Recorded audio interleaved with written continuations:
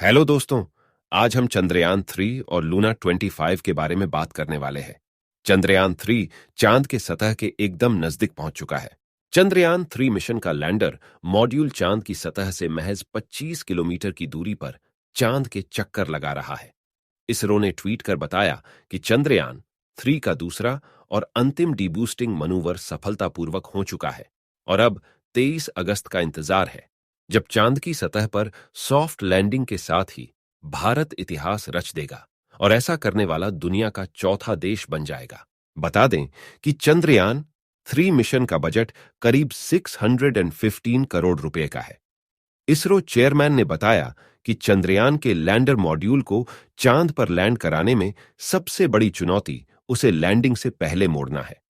उन्होंने बताया कि जब लैंडर चांद की सतह पर लैंड करने के लिए उतरेगा तो वह क्षैतिज अवस्था में होगा, लेकिन उसे लैंडिंग से पहले 90 डिग्री सेल्सियस पर मोड़कर लंबवत करना होगा। अभी तक अमेरिका, रूस और चीन ने ही चांद की सतह पर सॉफ्ट लैंडिंग करने में सफलता हासिल की है। चंद्रयान 3 मिशन का लैंडर मॉड्यूल चांद की सतह पर 23 अगस्त 2023 को शाम 6 बजे सॉफ्ट लैंडिंग करेगा। इसरो ने यह जानकारी दी है। बता दें कि पहले बताया गया था कि लैंडर चांद पर शाम 5:45 पर लैंड करेगा, लेकिन अब इसमें बदलाव किया गया है। अमेरिका, रूस और चीन ने चांद की सतह पर सॉफ्ट लैंडिंग कराने में सफलता हासिल की है, लेकिन अभी तक चांद के दक्षिणी ध्रुव इलाके में किसी देश के स्पेसक्राफ्ट ने लैंडिंग नहीं की है। भारत अगर इसमें सफल हो जाता है तो वह यह उपलब्धि हासिल करने वाला पहला देश बन जाएगा। अमेरिका के सर्वेयर 1 ने 1966 में चांद पर सॉफ्ट लैंडिंग की थी। चीन के चांग 3 ने अपने पहले ही प्रयास में चांद पर सॉफ्ट लैंडिंग की थी। वहीं सोवियत संघ के लूना 9 ने भी सफलतापूर्वक चांद पर लैंडिंग की थी। भारत का चंद्रयान मिशन जहां चांद की सतह पर उतरने की तैयारी कर रहा है, वहीं रूस का लूना 25 मिशन भी चांद की सतह पर लैंडिंग की कतार में है। लूना 25 को 21 अगस्त को चांद की सतह पर लैंडिंग करनी है। हालांकि ऐसी खबरें आ रही हैं कि रूसी मिशन में तकनीकी दिक्कत आ गई है, जिसकी वजह से इसकी चांद की सतह पर सॉफ्ट लैंडिंग में दिक्कतें आ सकती हैं। रूस के अंतरिक्ष निगम रोस्कोसमोस ने कहा कि रूस का लूना 25 अंतरिक्ष यान अनियंत्रित कक्षा में घूमने के बाद चंद्रमा से टकराकर दुर्घटनाग्रस्त हो गया है। रोस्कोसमोस ने एक दिन पहले बताया कि लैंडिंग से पहले ऑर्बिट बदलते वक्त असामान्य स्थिति आ गई, जिस वजह से लूना 25 ठीक ढंग से ऑर्बिट बदल नहीं सका। यह स्थिति तब उत्पन्न हुई थी जब सोमवार के लिए नियोजित टचडाउन से पहले शनिवार को 11:10 जीएमटी पर यान को प्री लैंडिंग कक्षा में ले जाने की कोशिश की गई। रॉसकोसमोस ने बताया था कि लूना 25 ने चांद के जमीन क्रेटर की तस्वीरें पोस्ट की हैं।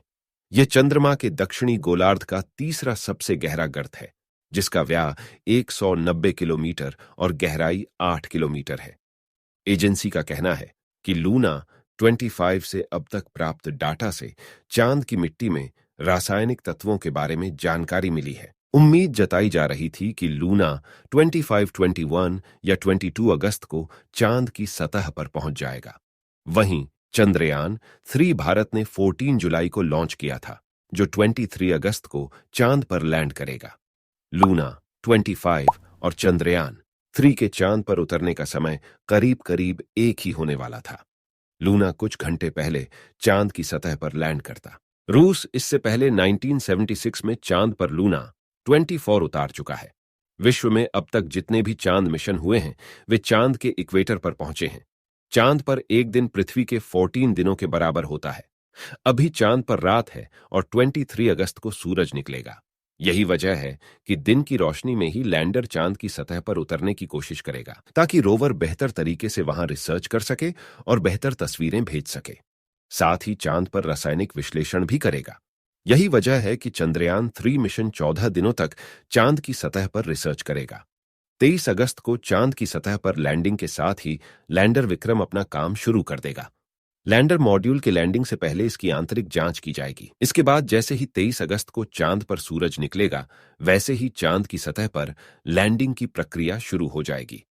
उम्मीद है जीके पंथी चैनल की वीडियो को भरपूर लाइक और कमेंट करेंगे। मिलते हैं एक और नई वीडियो के साथ।